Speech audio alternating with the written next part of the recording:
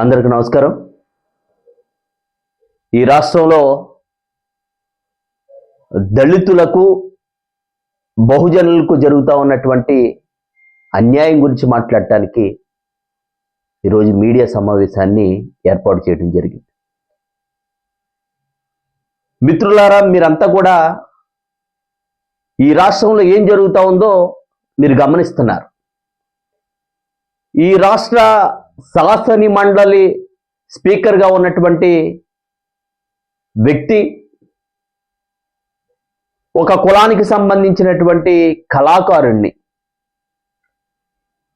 అత్యంత పాశవికంగా చెంప మీద కొట్టినటువంటి సంఘటనను మీ అందరూ కూడా చూశారు.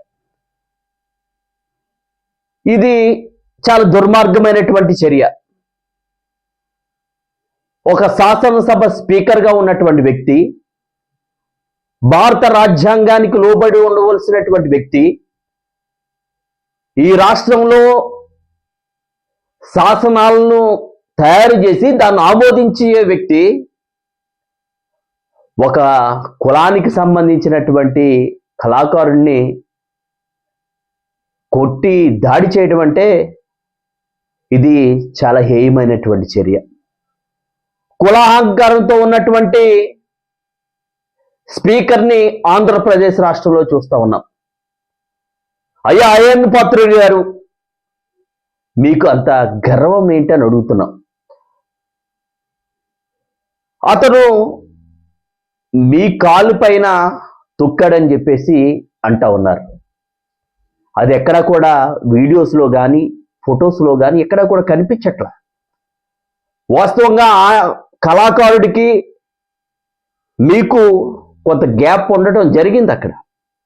అయినా కూడా మీదకొచ్చి దాడి చేసినటువంటి వ్యక్తిగా మీరున్నారు. అంటే మీ గర్వాన్ని అక్కడ ప్రదర్శించారు. మాదిగ సామాజిక వర్గం చెందినటువంటి వ్యక్తే కదా, ఒక దెబ్బ కొడితే ఏముందిలే పడతాడు అనే ఉద్దేశంతోనే మీరు కొట్టారు. మాకది మా ఆత్మగౌరవాన్ని దెబ్బతీసే విధంగా మాకుంది. దాని విషయంలో మేము చాలా బాధపడతా ఉన్నాం. మీరు తక్షణం మీకున్నటువంటి స్పీకర్ పదవికి రాజీనామా చేయాలి. ఈ యావత్ దళిత జాతికి క్షమాపణ చెప్పాలి. మీరు క్షమాపణ చెప్పకపోతే మీ స్పీకర్ పదవి ఊడేంత వరకు కూడా ఈ రాష్ట్రంలో మేము ఉద్యమం చేపడతాం. మీకు అంత గర్వం ఏంటండి? ఈరోజు ప్రజాక్షేత్రంలో ప్రజలందరికీ సమన్యాయం చేయవలసినటువంటి బాధ్యత ఉన్నటువంటి వ్యక్తిగా ఉన్నటువంటి మీరు ఒక వ్యక్తి పైన దాడి చేయడానికి మీకున్నటువంటి హక్కు ఏంటి? స్పీకర్గా ఉన్నటువంటి వ్యక్తి మీరు దాడి చేస్తుంటే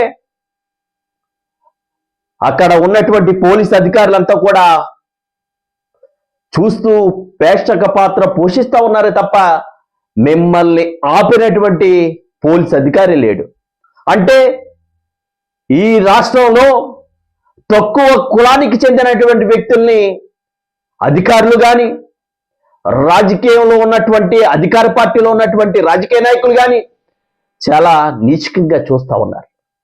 ఇది మేము చాలా బాధపడతా ఉన్నాం. ఇది చాలా దుర్మార్గమైనటువంటి చర్య. జగన్మోహన్ రెడ్డి గారు దళితులకు అనేకమైనటువంటి సంక్షేమ పథకాలు ఇచ్చి ఆపద్బాంధువులుగా నిలిస్తే ఈరోజు అధికార మదంతో ఎన్నో విధాలైనటువంటి అధికార పార్టీకి చెందినటువంటి నాయకులు ప్రజలపైన, బడుగు బలహీన వర్గాలపైన దాడులు చేస్తుంటే చూస్తూ ఊరుకోలేకపోతా ఉన్నాం. కాబట్టి చంద్రబాబు నాయుడు గారు తక్షణం స్పీకర్గా ఉన్నటువంటి అయ్యన్న పాత్రుడి గారిని తొలగించి దళిత సామాజిక వర్గాలకు న్యాయం చేయాలని చెప్పేసి చంద్రబాబు నాయుడు గారిని, ఈ ప్రభుత్వాన్ని డిమాండ్ చేస్తా ఉన్నాం. స్పీకర్ అయ్యన్న పాత్రుడి గారి పైన హైకోర్టుకు ఫిర్యాదు చేస్తా ఉన్నాం. ఈరోజు హైకోర్టు రిజిస్ట్రార్ గారికి రిజిస్టర్ పోస్టు ద్వారా దళిత సంఘాలుగా ఉన్నటువంటి మేము కానీ, వైఎస్ఆర్ కాంగ్రెస్ పార్టీ వ్యక్తులుగా ఉన్నటువంటి మేము కానీ స్పీకర్ గారు చేసినటువంటి దాడికి ఎంక్వైరీ చేసి కేసు ఫైల్ చేయండి అని చెప్పేసి హైకోర్టు రిజిస్టర్ గారికి రిజిస్టర్ పోస్ట్ ద్వారా వారిపైన అయ్యన్న పాత్రుడి గారి పైన కేసు పెట్టాలని చెప్పేసి కోరడం జరుగుతూ ఉంది.